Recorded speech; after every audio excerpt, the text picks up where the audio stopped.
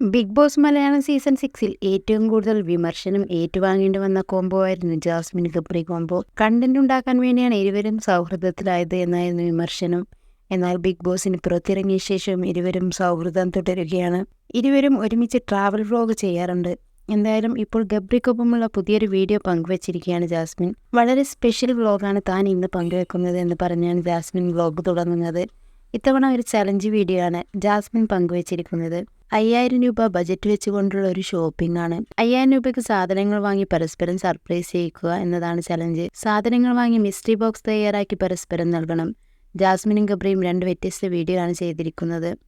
ആദ്യം തന്നെ പെർഫ്യൂമാണ് ജാസ്മിൻ വാങ്ങിയത്. പിന്നീട് ഗബ്രിക്കായി പല ഗിഫ്റ്റുകളും ജാസ്മിൻ വാങ്ങുന്നുണ്ട്. അതുപോലെ ഗബ്രിയും ജാസ്മിനായി 5000 രൂപയ്ക്ക് സാധനങ്ങൾ വാങ്ങിക്കുന്നുണ്ട്. ഷോപ്പിങ്ങിന് ശേഷം ഇരുവരും പരസ്പരം കണ്ടുമുട്ടുകയും ഗിഫ്റ്റ് കൈമാറുകയും ചെയ്തു. പിന്നീടാണ് അൺബോക്സിംഗ്.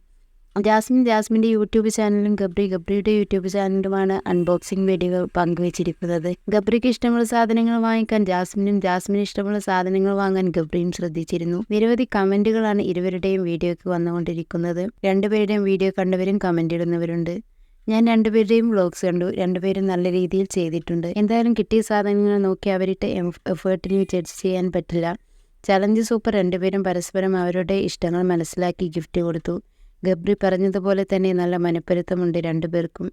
നിങ്ങൾ തമ്മിലുള്ള ഇഷ്ടവും കെയറിങ്ങും എന്നും കാണാൻ കഴിയട്ടെ. അടുത്ത international travel vlog waiting. Jasmin Gabri രണ്ടുപേരുടെയും ഇഷ്ടങ്ങളും അനിഷ്ടങ്ങളും സ്വയം മനസ്സിലാക്കി ജീവിതാവസാനം വരെ നിങ്ങൾ രണ്ടുപേരും ഇതുപോലെ ഹാപ്പി ആയിരിക്കണം.